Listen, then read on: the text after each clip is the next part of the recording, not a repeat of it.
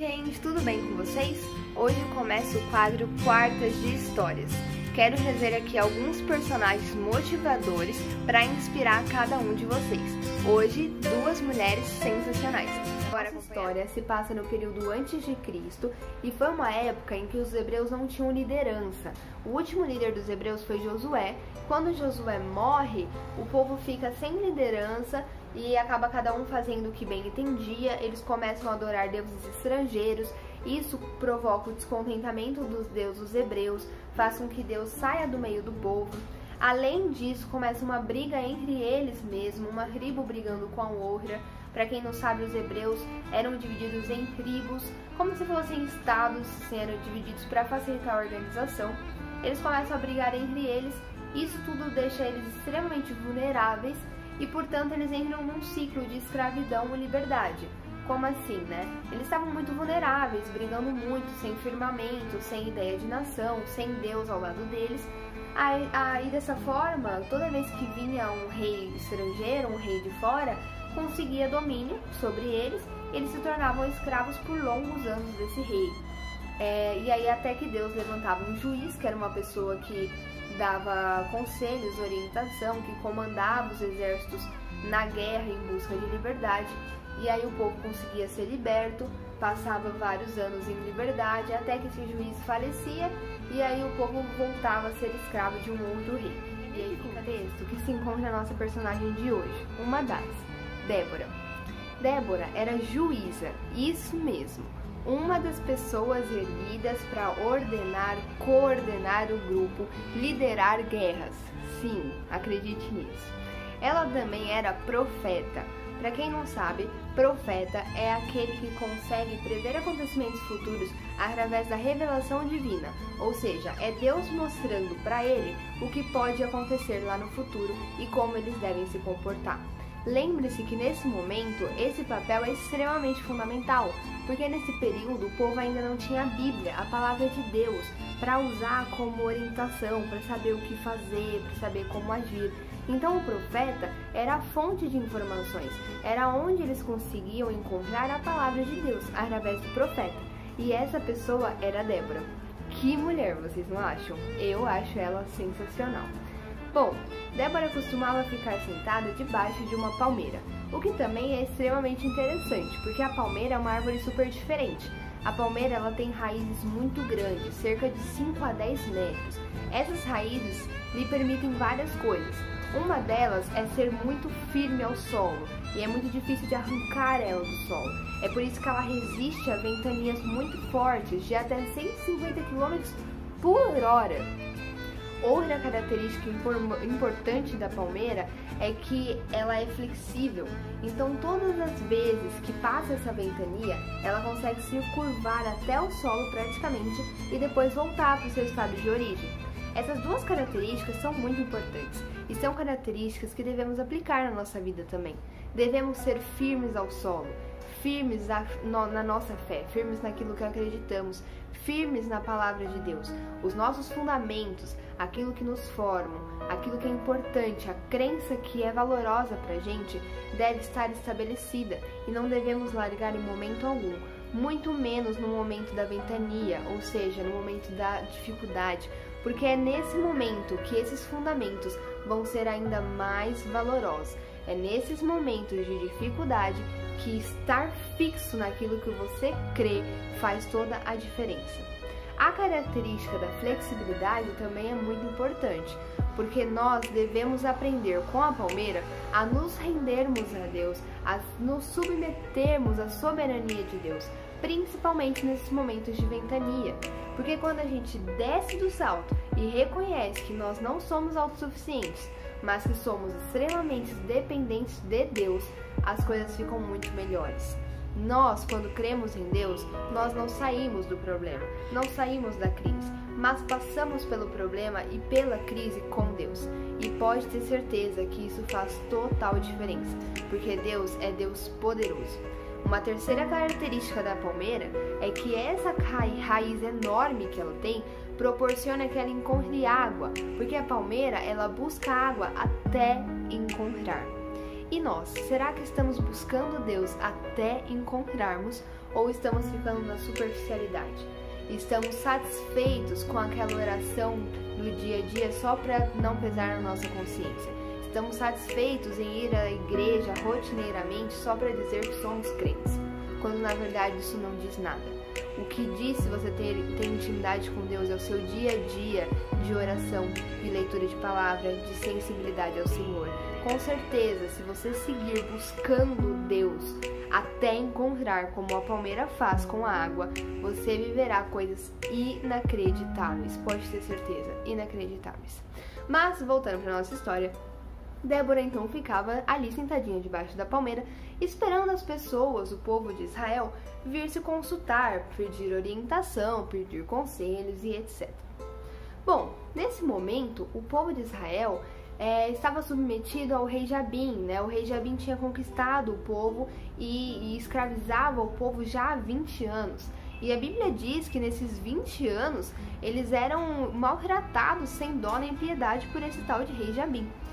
Bom, o povo então começa a clamar por ajuda, a pedir para que Deus liberte eles, porque eles não aguentavam mais aquele sofrimento. Então Deus manda Débora chamar um homem chamado Baraque e dar uma ordem a ele. Débora então chama esse homem que estava ali pelas redondezas. A Bíblia não diz muito qual era o papel social dele, o que ele fazia, mas eu creio que ele era um homem influente, que conseguia reunir pessoas, mas aí é uma opinião mais minha. Bom, Débora chama Baraque e manda ele reunir nada mais, nada menos do que 10.000 homens das tribos de Naftali e Zebulon. Lembra que eu falei que era dividido em tribos? Então, ele pede para separar pessoas, homens das tribos de Naftali e Zebulon para guerrear contra o rei Jabim. Bom, Baraque nesse momento fica meio, não sei se isso vai dar muito certo. Ele fica meio com medo, não acredita que isso vai dar certo, e então ele pede para Débora ir com ele, e diz que se ela não fosse com ele, ele não faria. Bom, temos isso quando Deus nos dá uma missão, quando Deus nos dá um propósito, nos dá algo para ser executado. Nós não acreditamos em nós mesmos e terceirizamos, passamos para alguém e acreditamos que já estamos fazendo muito. E eu te digo que não. Aquilo que Deus deu para você fazer é para você fazer. E não adianta. É claro que Deus é poderoso, soberano para agir. Ele vai dar um jeito. Mas Ele quer que você faça. E do jeito que você vai fazer, nenhum outro vai. Porque você é particular, é especial, é peculiar. Cada um tem as suas características. E se Deus colocou essa missão em suas mãos, é porque é para você fazer. E não outra pessoa. Mas bom, Baraque estava inseguro e acabou terceirizando a sua missão, terceirizando a sua fé e implorando para que Débora fosse com ele. Débora, mulher de Deus que era, falou: ok, vamos para a batalha, sem problemas. Então Débora e Baraque se unem, reúnem os 10.000 homens e seguem em direção ao Monte Tabor. Ficam ali. Nesse momento que tudo isso está acontecendo, avisam, né, os mensageiros, a mensagem, a fofocaiada, corre por todo o povo rapidamente e chega nos ouvidos de um homem chamado Cícera. Cícera era o comandante do exército do rei Jabim. Cícera, quando fica sabendo disso, corre, reúne todos os seus homens, seus soldados e seus 900 carros de ferro. O que são carros de ferro? Parecem muito carroças e era uma alta tecnologia na época, assim, quem tinha esses carros estava muito adiantado nas guerras. Eu acho que até uma das coisas que fez Baraque ficar extremamente assustado, né? Ele sabia que ele ia lutar contra 900 carros de ferro e o povo de Israel não tinha esses carros. Bom, Cícera reúne então tudo isso e parte em direção ao monte também. E aí vem uma das cenas que eu mais gosto, que é quando Débora e Baraque estão lá no morro, lá no monte Tabor, e então eles avistam um exército vindo. Débora, quando vê o exército de Cícera subindo contra o povo de Israel, ela simplesmente dá ordem de guerra e manda o exército do povo de Israel atacar o exército de Cícera. Eu não sei vocês, mas eu acho essa imagem surreal. Imagina só, gente, uma mulher no meio de 10.000 homens que estavam prontos para guerrear, dar voz de guerra e mandar que eles ataquem o inimigo. Eu acho isso assim de uma nobreza, entendeu? Débora era uma mulher para além do tempo dela, com certeza maravilhosa. Enfim, a guerra começa, é aquela confusão toda. Cícera se dá conta de que eles iam perder, porque o exército estava sendo dizimado. E aí quando ele percebe que eles iam perder a guerra, ele pula do seu carro de ferro e foge procurando algum lugar para se esconder. É quando ele avista algumas barracas. Essas barracas eram de um homem chamado Eber. Eber também era do povo de Israel, só que ele era meio amiguinho assim do rei Jabim, sabe? A Bíblia diz que tudo estava em paz entre ele e o rei Jabim. Não sabemos o porquê, mas tudo estava em paz. Então Cícera meio que se sente da família, entendeu? Se sente num território seguro. E ele pensa assim, ali dá pra eu me proteger, ali dá pra eu ficar seguro, porque afinal de contas, são as barracas de Eber. Então tá tudo tranquilo. E ele corre naquela direção que ele não esperava. É que ali dentro daquelas barracas, uma delas era da mulher de Eber, chamada Jael. Quando Cícera passa, Jael tá na porta da barraca. E aí quando ela percebe que é Cícera, ela chama ele pra dentro e fala pra ele se refugiar ali, que ela ia esconder ele, ela ia fazer que tudo ficasse bem.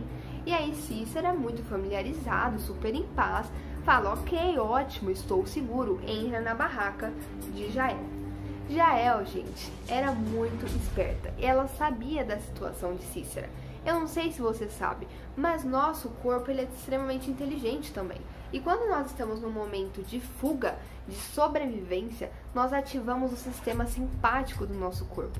E o sistema simpático muda algumas coisas. Por exemplo, ele provoca um taquicardia, que é o aceleramento assim do coração, que o coração bombeia muito mais sangue para você ter aporte sanguíneo para aquela situação. Ou seja, para ter oxigênio suficiente, para ter energia suficiente, porque a situação pede isso. Uma outra característica muito curiosa é que esse sistema também diminui os movimentos do intestino, para que você, assim, não queira ir no banheiro numa situação como essa, porque convenhamos, no meio de uma guerra, não é isso que a gente quer. Então, pense só, Cícera estava com o seu sistema simpático lá no alto. Quando ele encontra uma barraca em que ele finalmente se sente seguro, o sistema simpático dele começa a cair. E aí ele se sente completamente seguro ali. E o sistema simpático, ele tem um custo, né? Ele tem um valor.